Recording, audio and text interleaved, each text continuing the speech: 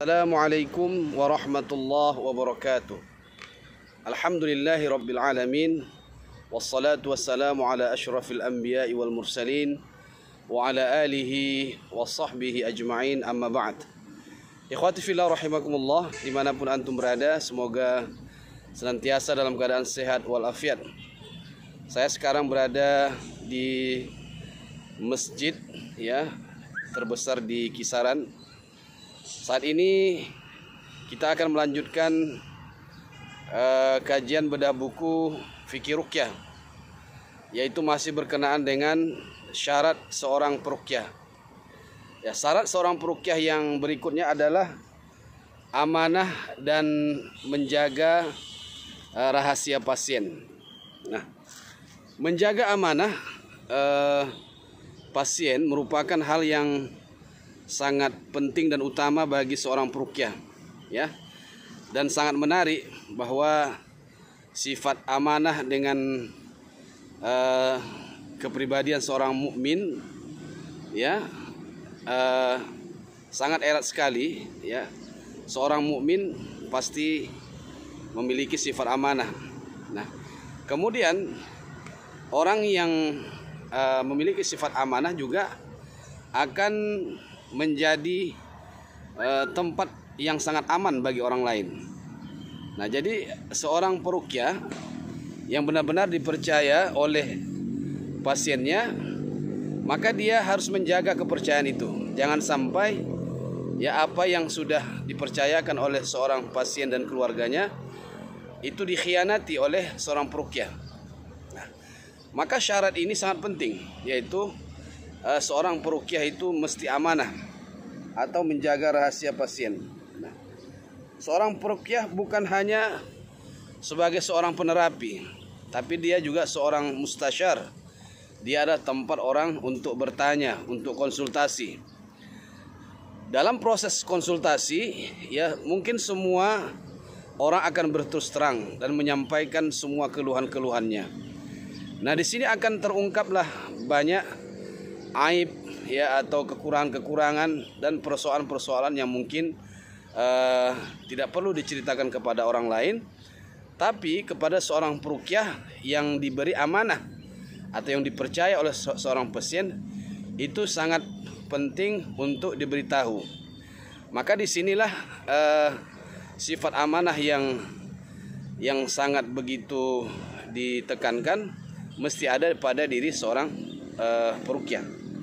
Rasulullah SAW dalam sebuah hadis yang diriwayatkan oleh Imam At-Tirmizi dan Ibnu Majah, beliau berkata, al-mustasyaru mu'tamin. Orang yang dimintai pendapat atau orang yang menjadi tempat konsultasi itu adalah orang yang amanah. Orang yang dimintai nasihat itu adalah orang yang dapat dipercaya atau amanah.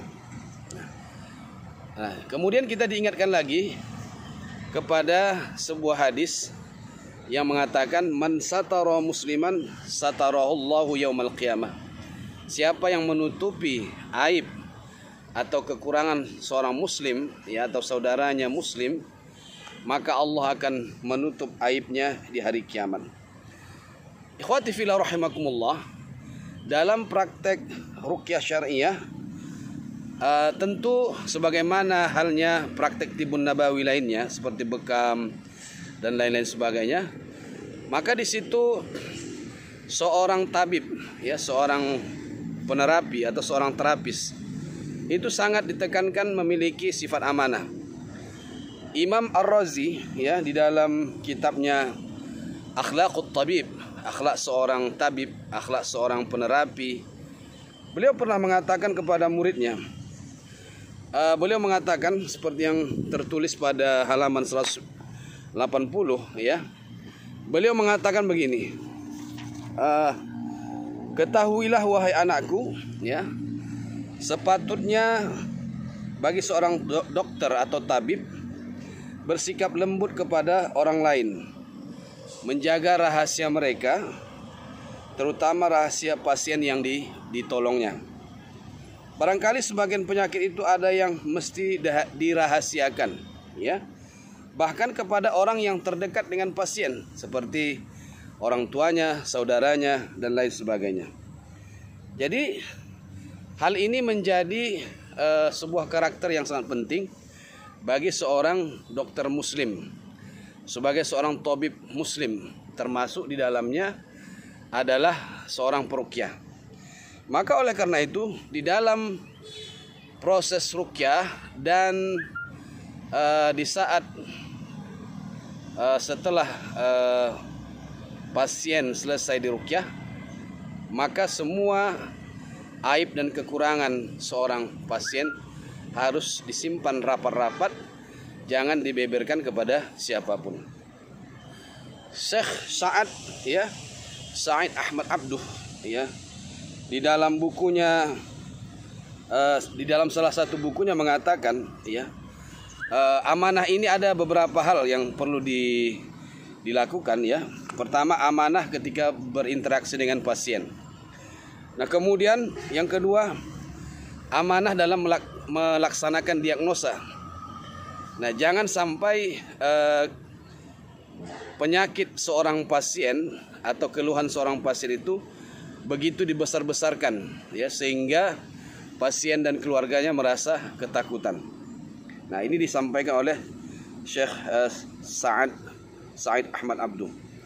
Kemudian yang ketiga, amanah menjaga rahasia pasien seperti yang sudah disebutkan. Kemudian yang keempat adalah amanah menjaga kehormatan pasien.